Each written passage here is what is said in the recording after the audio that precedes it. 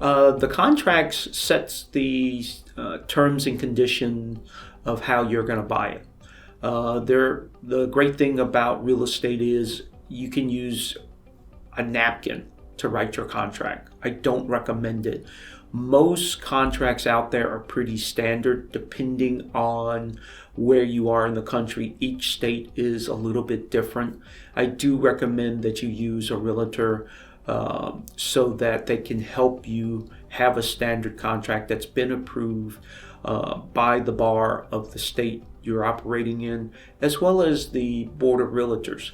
Those two standard contracts usually have language that really sets the boundary and that both parties are comfortable with. I think the big one is the inspection period. A lot of investors want to make it short because they're afraid that, the seller is going to sell it to someone else if they can't make a quick decision. You're spending a lot of money. Make sure that inspection period is enough for you to do your due diligence. My recommendation is the larger the deal, the longer your inspection period needs to be to do your due diligence. There are some other things where you can take it as is with the period of an inspection, or it's contingent on if repairs are needed, that they are a percentage of the purchase price.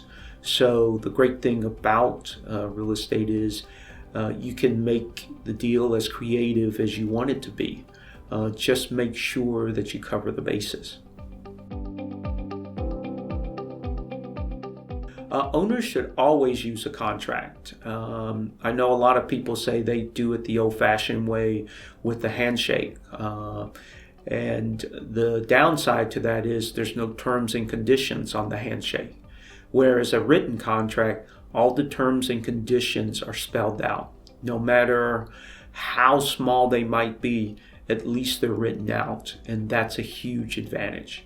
And it also offsets the memory. Right? You said one thing, the other person says another thing, and we both remember different things. So a written contract is the way to go. The contracts are important because it holds both parties responsible for the transaction. And it outlines what the responsibilities are for each party, both for the seller as well as for the buyer.